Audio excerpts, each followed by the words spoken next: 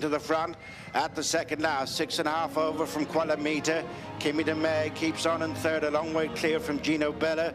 And on the run towards the final flight, it is 6.5 opening up a clear advantage. 6.5, Keith Donoghue into the last, safely over from Qualamita and Kimi de May. And on the run in, it is 6.5 who is coming home on a tight rein to win in style. The SPK mare's maiden. Again, big and bold, but his lead is down to 4 lengths over Banbridge in second. 6 lengths back to in third, L'Empresse down towards the final fence in the Labyrinth's King George. Est Francais has got the lead. Est Francais, Banbridge out-jumps him towards the outside, and it's Banbridge and Paul Townend who now swoop and take the lead, and it will be Banbridge in the King George. In second, Golden Ace is trying, but he's running out of time as Gower Road rallying on the inside of Lucky Place. Lucky Place by a head, seeing off Gower Road on the run to the line, and it's Lucky Place.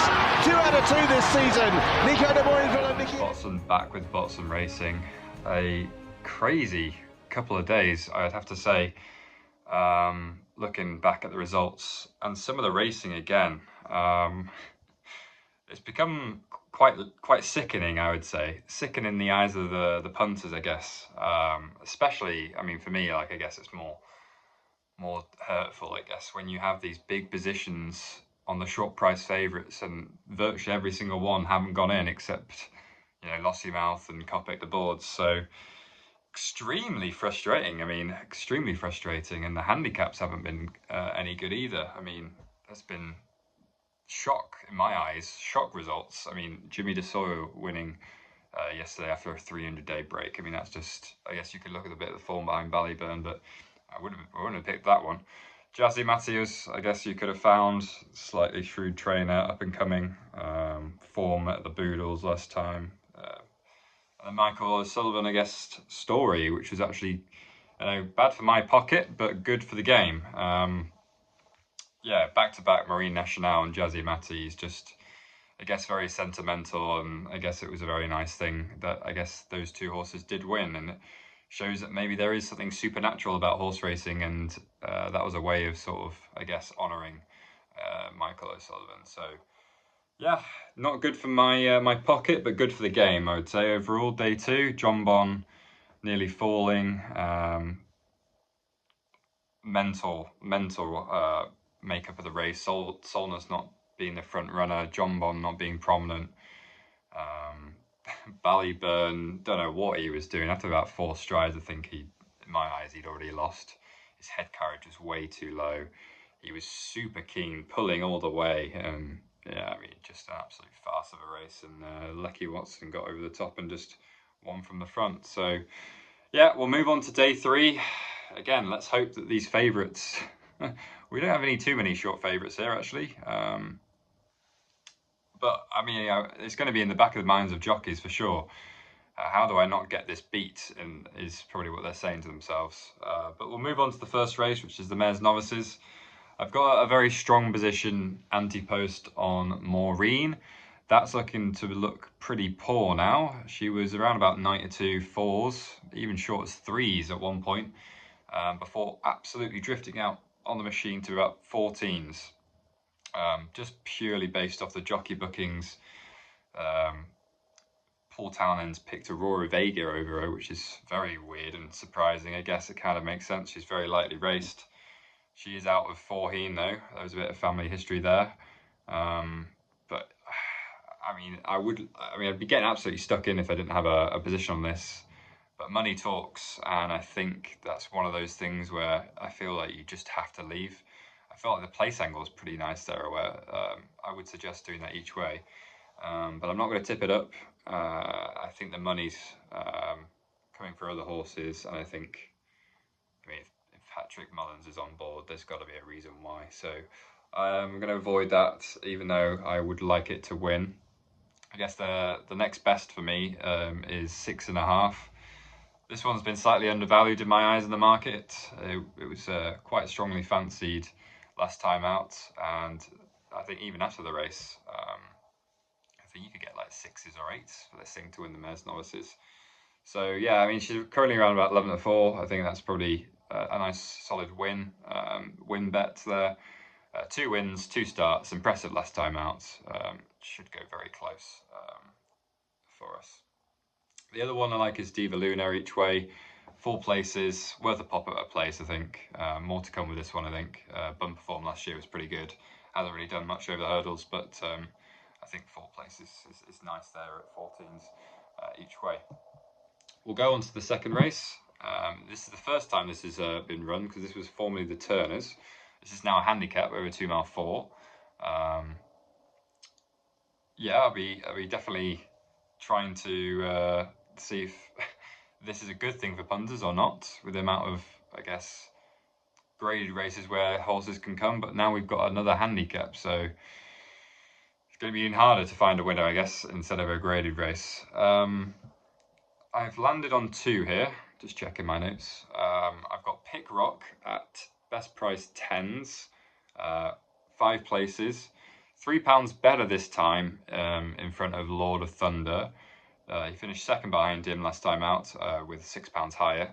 He's now £3 higher, just out of the prices. I think he was probably a decent one to play each way. He's also one of the highest rated on RPRs, comparing the difference to overall ratings, official ratings, I should say.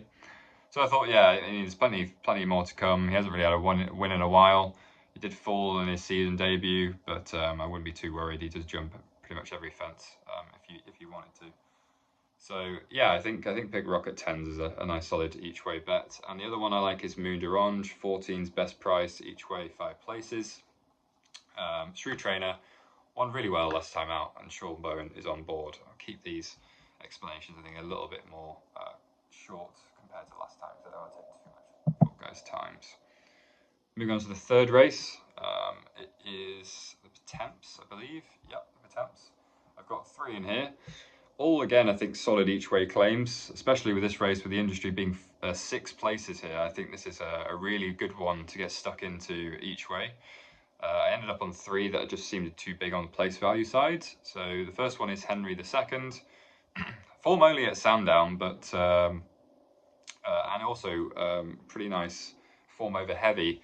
I don't know if he prefers the I guess the good to soft ground, but if he's one to take to, I guess, the softer grounds, then he could run it at a place for sure. The win part isn't too great, but I think the place value is massive. I think getting 4 to 1 a place is quite nice.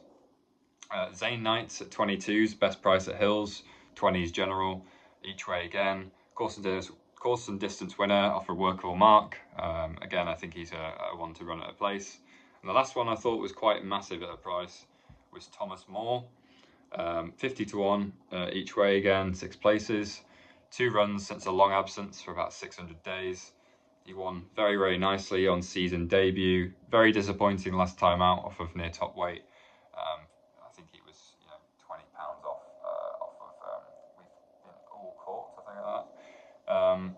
6-week break now from last time out to now. He'll probably have a lot of schooling, a lot of prep. He'll be coming here off I want to say fresh, but he'll be definitely been worked and schooled and not been raced since for a reason. I think for sure this is probably the target for a while, trying to work out which race he'll run in.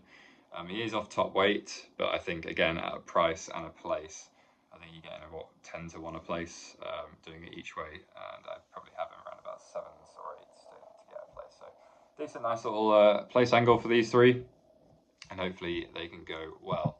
Moving on to the Ryanair, if this eventually loads. Favourite here is Factifile. I think he's way too short. I've seen industry prices around about 5 to 4 length away. It's just way too short. I'm guessing this is more based off of traders moving towards liability. They probably think this is going to be a very popular selection. And the one I think is definite value and is my nap today is Est Francais. 7 to 2 best price is my nap. I just think the King George form was very, very good. And if you can replicate that, he's a proper speed horse for sure. And 7 to 2 seems very nice. I wouldn't be fancying Protectorate. I wouldn't be really fancying Jello, even though the money's come. I think he wants a lot heavier ground, Jello, and anything else. I can't see. So I think it's a matchup between these two at the front end of the market. Est Francais, I think he's going to have a blistering pace, and if he does the same thing as Canton, I think they're going to be very hard to beat him. And I don't think Factor File is anywhere near the caliber of Banbridge. So that's why I think 7-2 is probably a nice price, and I think he can get it done. Moving on to the stayers. Two in here that I fancy to take on the favourite, because I don't think the favourite will win. Tiapu wants soft ground. He's going to get good to soft here. Massive question marks over that. Didn't win last time out. Hasn't been seen for a while, and I think he's the one to take on. Lucky place at 13-2's won twice over 2 starts. Again, I think he's just not an each way angle, but just a straight win angle. And Mystical Power hasn't run over this trip. I think that's slightly encouraging. Stick him in here. 18. He's running the Supreme obviously last year, very close to winning. But I think 18-1 3 places, or 16's 4 places. I'd probably take the 16's 4 places, just because I think you want that cover anyway, don't you really? And I think he could potentially run well at a new trip. Moving on to the penultimate race. If it loads, we've got the plate. Just 2 in here. I like Masaccio. Again, I think it's a well handicapped course. Well handicapped horse. I can get my words out. Yeah, I think he's off a very workable mark. A lot of form here and there. You know, second, first, third. All likeable. I think he's a nice little place angle for sure. And I think he getting 2.4, 7-5 for a place is pretty nice, with a decent chance of him actually winning. Conflated at 22's as well. I think he's a massive price for a place as well. I think he's one to keep an eye on. I think the place angle looks massive on this one. I wouldn't be fancying it to win, but I think it's got a good chance of placing in the top 5. Moving on to the last race. If it loads, the Kim Muir, I believe. Yep, the Kim Muir. A lot of money has come for Walking on Air last night, but it's now out to 11-2, with the models taking over, the Shrewds backing it overnight, and then the models saying no. That's wrong. There's 2 in here I'm going to tip up. Is Sine Nomine. He's had 2 runs this season, unseated and fallen. He obviously won the Hunter's Chase last year, and if he can jump and stay and ping every fence, I think he'll be there in contention. 5 places each way. Again, I think it's a nice little 5-1 for a place. Seems quite nice. And Wiseguy 22's. Again, 5 places. I think he's worth a poke. So good luck, guys, for today. We've had a lot of seconds yesterday as well, especially in the bumper with a 33-1 second. I just can't seem to get the winner.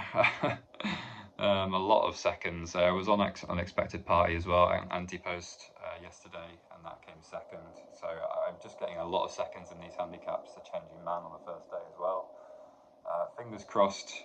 Fingers crossed we can actually get a handicap winner, and maybe we'll get one today, and that will get quite a lot of the losses back, I guess. Because I feel like I haven't added up the P&L so far, but I definitely think we're in the red. So hopefully tomorrow we can claw our way out alongside today, and fingers crossed you do well. Let me know what you guys fancy today, any sort of picks you have, and good luck, and I'll catch you tomorrow for the final day, Gold Cup day. See you guys. Catch ya. Peace.